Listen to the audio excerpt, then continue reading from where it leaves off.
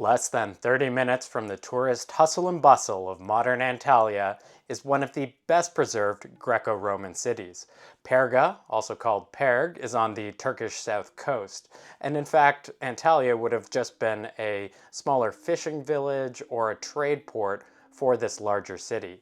It has some amazing colonnaded avenues for you to wander along, complete with a central water feature, and an ancient and largely unexcavated Acropolis. But what it also has is an ancient legendary connection to the Trojan War, thanks to the Greek father of history, or history in general, Herodotus, who around 450 BCE wrote about the founding of the city coming from the Argive seer Calchas, who is featured in the Iliad and is on the Greek side trying to convince Achilles to fight. Now, modern archaeology and genetic studies have certainly put that legend to the test, and it's not necessarily true.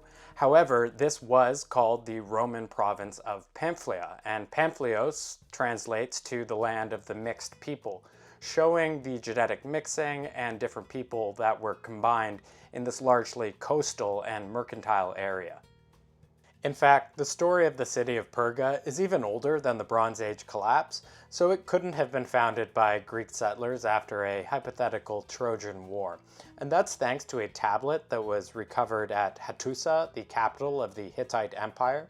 And this was between Tudela IV, dating to around 1250 BCE, and the king of Tarhuntassa, a neighboring satellite kingdom on the Mediterranean Sea. In the treaty, the border between Tarhuntassa and Hittite lands is set on the city of Parha, which becomes Greco-Roman Perga. So, while we can't confirm this legend from Herodotus, the region would have been at the epicenter of the Bronze Age collapse, and the city certainly experienced conquering and resettlement. That's part of why structures from that time aren't really present. This city is very exposed on the coastal plain, and it wasn't until the later Hellenic era under Alexander the Great and then the later Roman Empire that it was really protected enough to thrive and turn into the great city it is now. The Odeon, or Greek theater, is on the other side of the modern road, and it has a separate entrance, so people often miss this, but it is on the same ticket, and I highly recommend. It's been excellently well preserved without being reconstructed, and it's nice because it's a bit private. You can move up and down the benches as you please, and you might have a little private time on stage. Friends, Romans, countrymen, lend me your ears! Not bad getting a whole theater to yourself, huh? So I think Perga, Perg Antikanti in Turkish, has to be the most underrated archaeological site in Turkey, hands down. Really close to here we have Aspendus with a much fancier, more fixed up theater, but it is fixed up, exactly. It's completely renovated, and it's great if you want to go see an opera there, but there's not that much more to see. Whereas here, I am standing in my very own theater.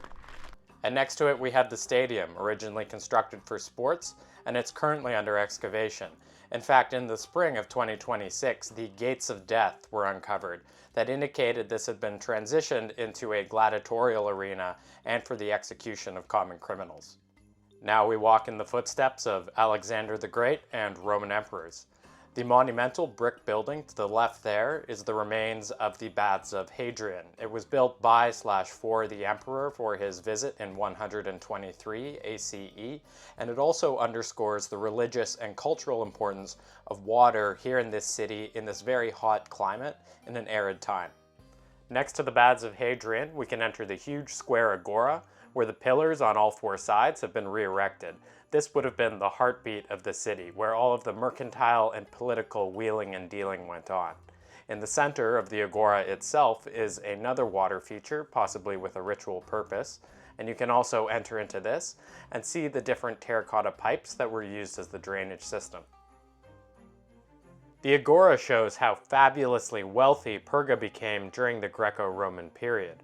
Whereas in the Bronze Age, especially the late Bronze Age, its location on the coastal plain, close to the ocean and with great open ground, would have been a major liability. The central avenue here was flanked by shrines and many devotional statues. A lot of those can now be found in the Antalya Archaeology Museum. The city's most famous native was born in 240 BC, the mathematician Apollonius of Perga, and he discovered the cone and the parabola calculations that you might be familiar with from high school math classes. Complex engineering is actually a major component of Perga's urban design. The central feature is this fountain of cascading pools that descend from a spring at the base of the Acropolis. The spring is dry now, a major factor in the city's eventual abandonment in the medieval period. Climbing in and out of this stone channel for a better look is perfectly acceptable, especially as much of the street is still paved in Roman mosaics. All the water infrastructure is a display of public prosperity, but it also underscores the importance of women and fertility to city religious life. Each spring was associated with a specific nymph, and these were considered to be the 5 daughters of Aksu, the same river that formed the border of Tarhuntassa and the ancient Hittite Empire. Perga's patron goddess in the Roman era was Diana, and that was syncretized through the Greek Artemis. However, she's based on a far older and more ancient Anatolian goddess by the name of Tyche, who also represents prosperity, fertility, and the home. A larger-than-life statue of a reclining nymph crowns the main street at the base of the Acropolis. The spring flows out beneath her and onwards into the city, an obvious symbol of plenty. And I mean, I really hope that's obvious because it doesn't take a literary genius to read that one. Approaching the monument, we can observe a few different functions. It conceals the steps leading up to the Acropolis Hill. Well, concealed not as in hidden, but more removed from public life in the lower city. First, let's get behind the statue and see how this spring works. From the hillside, the Romans built this square aqueduct and outflow into the pool system.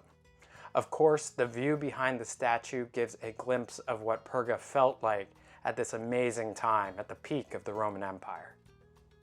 Hiking up the mysterious, overgrown Acropolis, I'm reminded that this year marks 90 years of excavation at Perga. Nonetheless, there is so much more to discover here.